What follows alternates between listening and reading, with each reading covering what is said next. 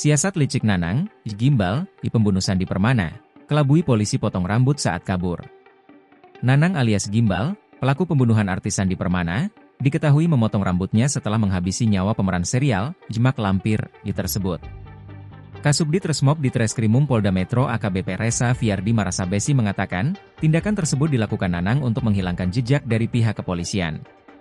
Alasan rambutnya tidak gimbal lagi karena dia potong sendiri untuk hilangkan ciri-ciri, kata Resa saat dikonfirmasi pada Rabu, 15 Januari 2025. Polisi juga telah menyita barang bukti yang digunakan Nanang untuk membunuh Sandi Permana. Resa menjelaskan, barang bukti tersebut ditemukan di dekat tempat kejadian perkara. Barang bukti ditemukan di gapura dekat tempat kejadian perkara, ujarnya. Nanang ditangkap pada Rabu, 15 Januari 2025, di RT 04 RW 09, Dusun Poris, Desa Kutamukti, Kecamatan Kutawaluya, Kabupaten Karawang, Jawa Barat, sekitar pukul 10.45 waktu Indonesia Barat. Sebelumnya, Sandi ditemukan dalam keadaan bersimbah darah di Jalan Cibarusah, Kabupaten Bekasi, pada Minggu, 12 Januari 2025, pagi.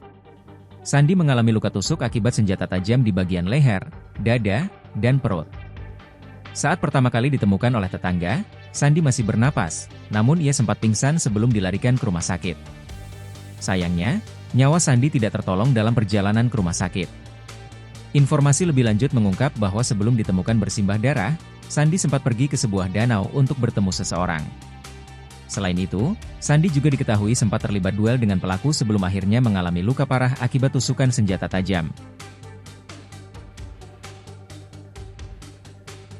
Download Tribun X sekarang, menghadirkan lokal menjadi Indonesia.